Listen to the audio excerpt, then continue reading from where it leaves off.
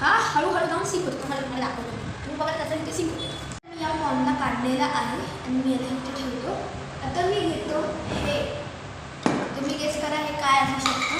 आता मी हे जे 4 चम्मच ह्याच्यामध्ये ॲड करतो. बघा 1 2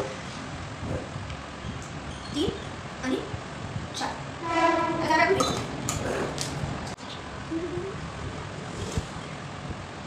सबस्टन्स मी ह्याच्यामध्ये टाकलं ना, ह्याचं मी नाव पण सांगणार आहे तुम्हाला नंतर लास्टला, जेव्हा हा एक्सपिरियन्स पूर्ण होणार आहे तेव्हा. आता मी खूप वेळ वेट केल्यानंतर आता हा बघा, हा पॉन आहे, सेमच पॉन आहे. मी याला टाकतो या पाण्यात. ओके फ्रेंड्स, बघू शकता, तुम्हाला दिसत नसेल पण हे बघा हा फ्लोट करतो. तुम्ही बघू शकता, थांबा दाखवतो. तुम्ही बघू शकता की असा हा हे फ्लोट करतो आहे. हे बघा का फ्लोट करतो आहे. बघा मी आता मुद्दाम त्याला हे करण्याची कोशिश करते. बघा मी आतमध्ये टाकले तरी पण येते. जा जा जा जा. हो बघा परत आला. आता याच्यामागचा पण सायंटिफिक रिझन आणि जो एक सबस्टन्स आहे तो पण आपण बघूया. पहिला आपण करूया याच्यामध्ये हा सबस्टन्स मी टाकलाय तर काय, तर ही आहे सॉल्ट.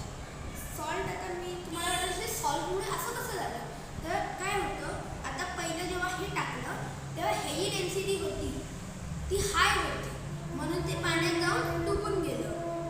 पण आता काय झालं आहे की हे जी पाण्याची डेन्सिटी याच्यावर कमी होती, पण आता पाण्याची डेन्सिटी जास्त झाली कारण की मी ह्याच्यामध्ये सॉल्ट ॲड केलं, म्हणून आता तो फ्लोट होतो. कारण की आता या पॉनची डेन्सिटी जास्त कमी आहे पाण्याच्या हिशोबाने, म्हणून पॉन जो आहे तो फ्लोट करतो.